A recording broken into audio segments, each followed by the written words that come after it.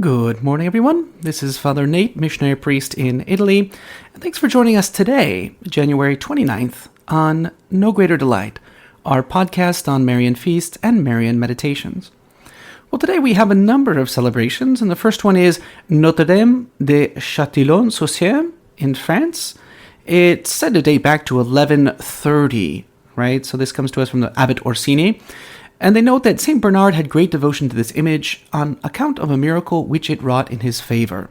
Now, other than that, I couldn't really find any information about this feast.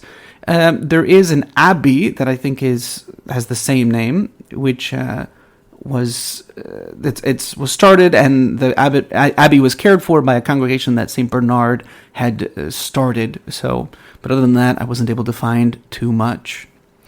Next, we'll go a long ways away to Quezon City in the Philippines, where they celebrate Our Lady of Lourdes. Why is that? Well, in the 1800s, a statue of Our Lady of Lourdes that had been sculpted by a Filipino artist occupied a side altar of a little Capuchin chapel in the old Intramuros district of Manila. It attracted so many worshippers, so many people went there to pray, that the friars built a larger church dedicated to Our Lady of Lourdes, dedicated in 1898, and they put the statue above the main altar. The shrine was very popular for devotions, for prayers, and for weddings, until it was destroyed in World War II. However, the beloved statue was saved, and after the war, the Capuchins gave it to a new home nearby in Quezon City. The cornerstone of that church was placed on January 29th, 1950.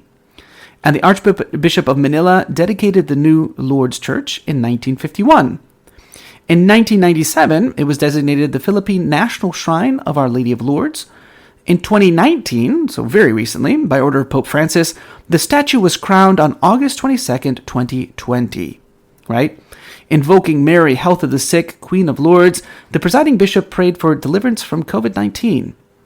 The shrine celebrates its feast day on February 11th, the anniversary of the first apparition to Saint Bernadette in France in 1858. But remember, this was the day the cornerstone of the new church was laid, back in 1950.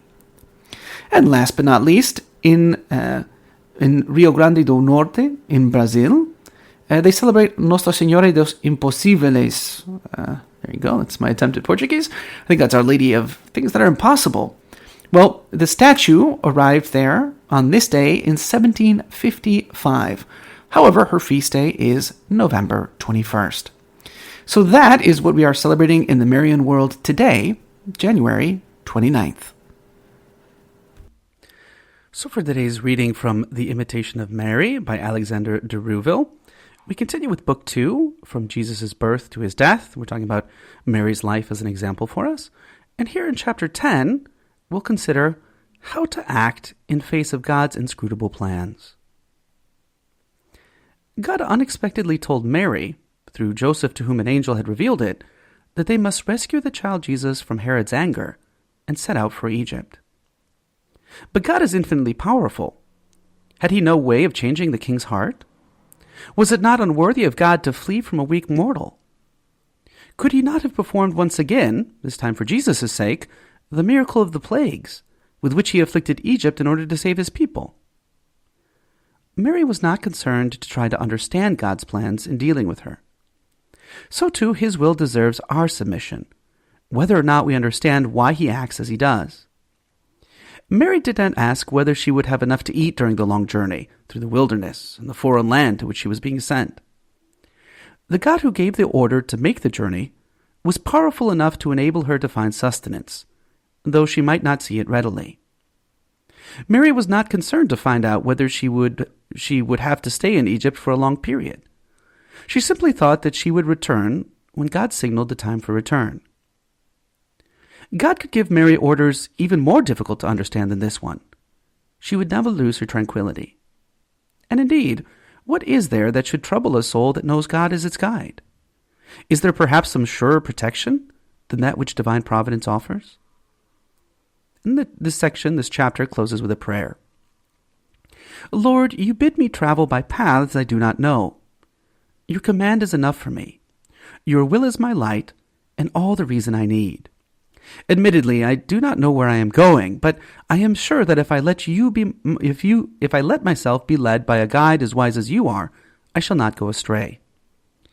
Although I walk in darkness, I walk with assurance, for I am sure you will not desert me. Of what use would be my own weak light on a path where you yourself are my guide, and which you order me to follow in blind obedience? You have spoken. I must act without listening to myself. We often trust entirely the advice of a man who is regarded as prudent and enlightened. Have we any reason for mistrust when you, eternal wisdom, are the one who directs us? Therefore, however surprising I may find your plans for me, I shall simply bow down before them in adoration, for your power surpasses my power to understand it. Your action, even when hidden, is no less to be adored.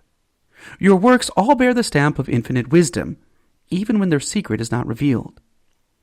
I wish then to be no less submissive to your commands, even when I do not understand the reason for them, than I am to the truth you have revealed to me.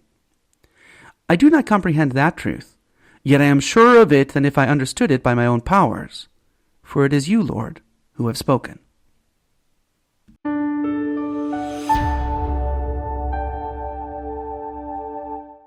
Thank you for listening, and we hope you enjoyed our Marian podcast. As St. John Paul II teaches us, from Mary we learn to love Christ, her Son, the Son of God. Through her intercession, may we grow ever closer to Him.